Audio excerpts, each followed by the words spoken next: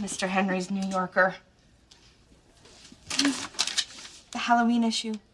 Trick or treat. Call! I was just borrowing it.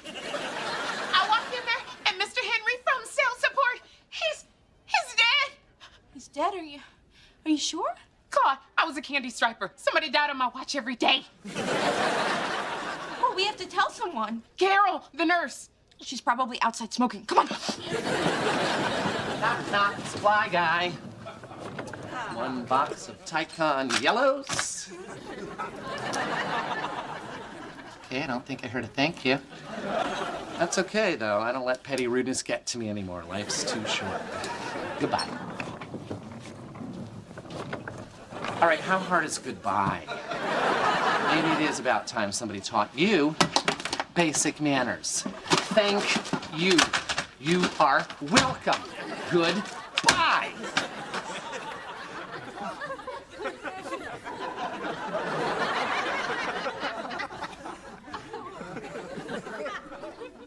He was like a father to me. Hey, Jeb. Your giant wooden horse is ready, and might I add, it's a brilliant plan. If I could, I'd have a lion eat you right now. Liddy's got me wearing this for the GNB Halloween party. Look at those thighs. The squats are really paying off. Oh, it's more Nordic track, and you were talking to him. Liddy, this costume is stupid. Why can't we go as Superman and Lois Lane? We are going as Caesar and Cleopatra. I've already ordered lead-based eye makeup from Cairo. Hey, how about FDR and Eleanor Roosevelt? They could wear a blanket, you can push me around in a wheelchair. Well, there's a nice glimpse into our future. No! Happy Halloween, everybody. If you're wearing a costume this week, you get your choice of free Halloween goulash or Frankensteins. GNB Cafeteria would now like to observe a moment of silence for our departed colleague, Mr. Henry in sales support.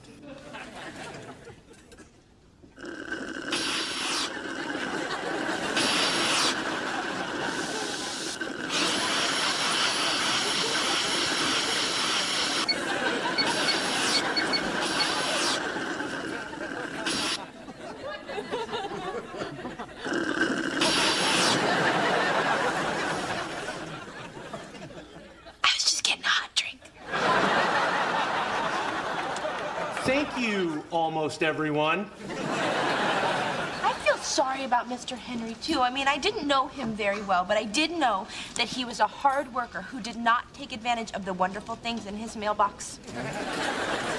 Yeah, it's tough when someone dies. I could barely bring myself to fill out the application to get his office. Wait a second. You mean you're just gonna abandon me and leave our office? Leaving you a spacious office all to yourself. Think of our dream. Ping pong. The sooner you're out, woman, the better. Well, I'm glad you've adjusted. Now all I need is for somebody to come and claim Mr. Henry's stuff. I'd hate to dump it. Ramona, you can't dump it. No, somebody needs to track down his relatives and give it to them. Or I'll take it. I mean, what is there? Books, knickknacks, dirty magazines from the 40s? Oh, I think I saw a Zero candy bar in there. Oh, I wouldn't mind paying my respects to the old white nougat. Talking about the candy bar or Mr. Henry? Oh, superb. I He's dead. Milady. Milady. Allow me. I don't believe we've met. I am Carl of Bensonhurst. Thank you. I'm your neighborhood genie. Can I repay you with a wish? Oh. So you're in between masters. Remember the Cleopatra sandals I had the family on the Lower East Side custom make for me? They finally came. The family or the sandals? The sandals. And I can't wear them because I've got some sort of rash between my toes. Relax, that's just athlete's foot. I got a big old tube of Rodaway in my drawer. Why do you have medication for this disease? Because I've had athlete's foot since I was 11. It's a part of who I am. You gave this to me. Now, Lydia, let me point out that your obsession to stay dangerously thin may have left you vulnerable to this fungus. Did you just call me dangerously thin? Yes. All right, thank you. That means a lot to me.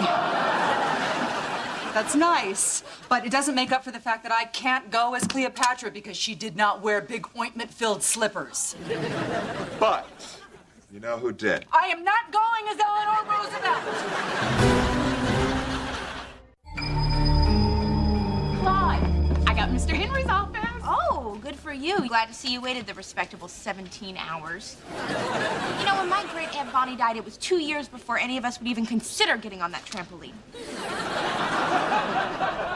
We begged her to wear a helmet, but she was so proud of her perm. There's a private office open at GMB. Who died? Mr. Henry. Fantastic. I can use it to store my wedding planning materials. It's mine. I carried him to the elevator. I get the office. We'll see about that, Ramona. You'll get it when I die. I can arrange that. Well, we all grieve in our own special ways. What are you doing? Get out of there. Is this porn from the 40s? No.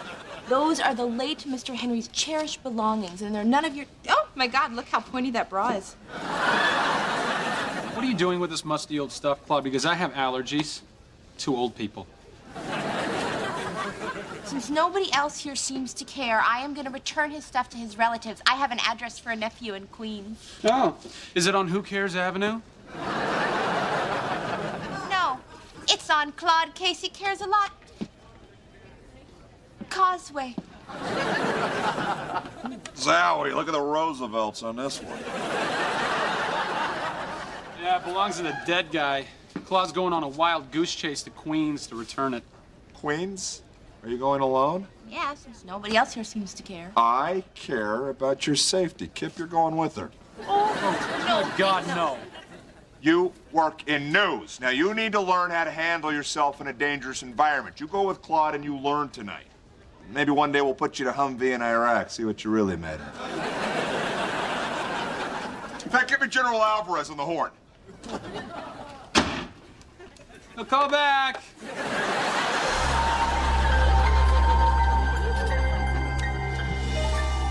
Hey, Prince.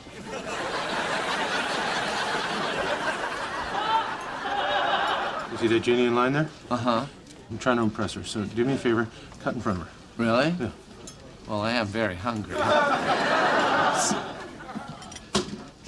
I'm butting in here. Sorry to purple rain on your parade. What sort of a rogue cuts in front of a lady? Carl, you just told me. Ah! I am defending a lady's honor.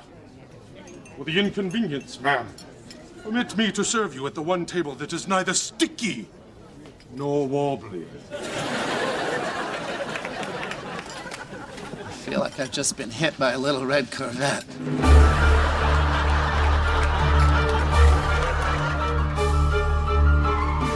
Good. 60.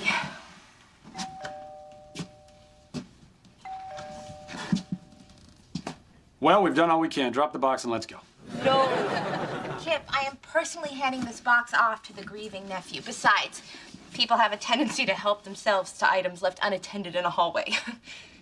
Not that I would know. What did you have going on with this dead Mr. Henry? Did you kill him, Claude? That's it, isn't it? Yeah. I took a tennis ball off his walker and sent him down the wheelchair ramp. Guilty!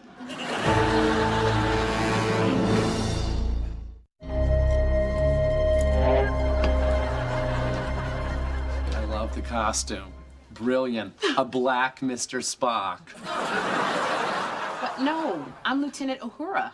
The busty communications officer? I'm not seeing it. Oh, can you believe this? My very own office. Lydia's not getting her mitts on this place. Owen, have you been smoking a pipe? Who wants to know? Oh, I smell it too.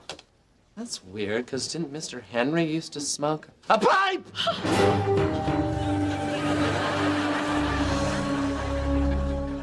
What do you think it all means, Kip? You come to the end of your life and all that's left of you is a box of stuff in the hands of two strangers. While we're waiting for this nephew to show, I'd like us not to speak. Fine.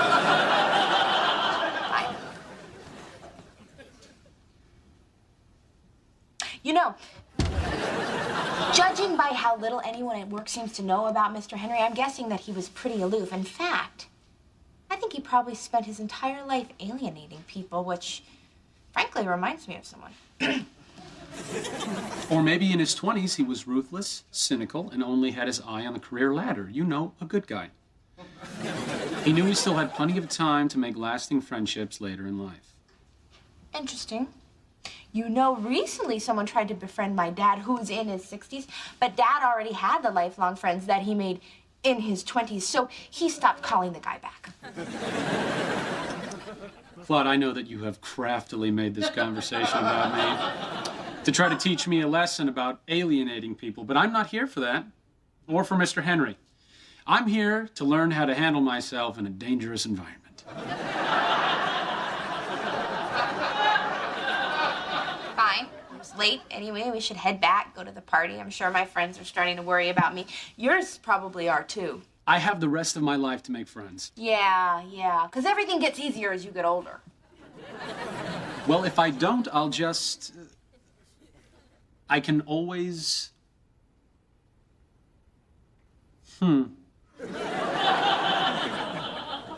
Yeah, I'm just gonna leave him a note asking him to come pick up the box. What can I say that sounds consoling? You got to me. I can't believe it. Now I have to go out and make friends. You suck.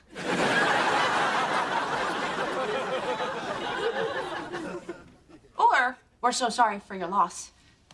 But you know, your thing got me to my thing. Just put this nasty thing out while I hang the mirror. Oh, this is gonna be fun. I am finally getting my own place. Look at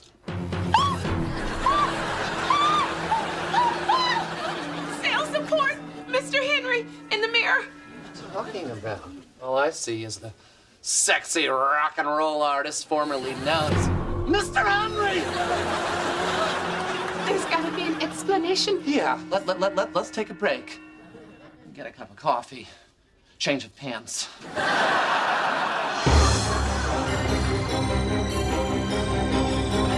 Jeb, your queen returns, having put foundation on her toes and lathered her sandals with cortisone.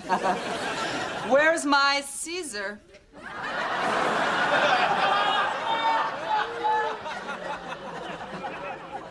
Why are you a giant ladybug? Well, because I couldn't fit into the medium, Ladybug. And you told me I needed a new costume. And for your information, there were no Roosevelts left. Gay fella told me they just flew out of the store last week. All I had left was a single cigarette holder.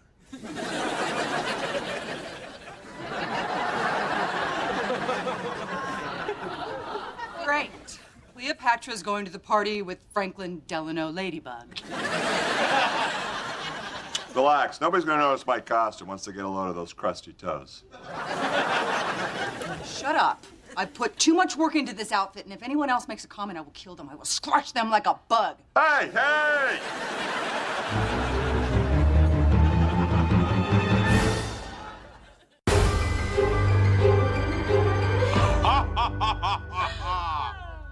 We've feasted.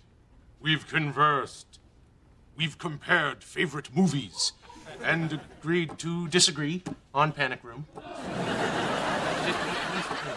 Perhaps now it's time for us to see what we look like.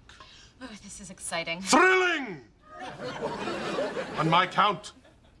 1, 2, 3.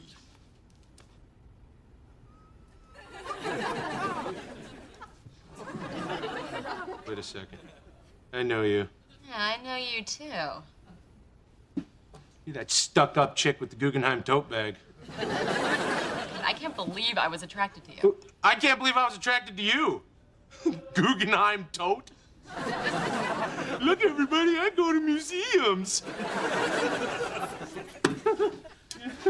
Yeah. Well, it was me.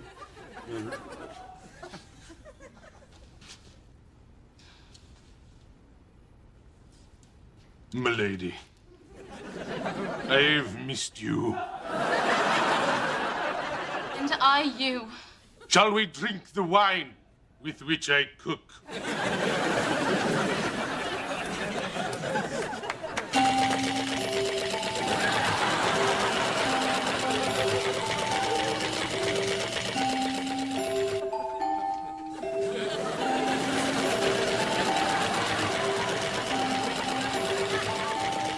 Owen, thank God you're here. Mr. Henry's haunting me because I moved in too soon. I didn't think I could scare, but I do. I scare bad, Owen.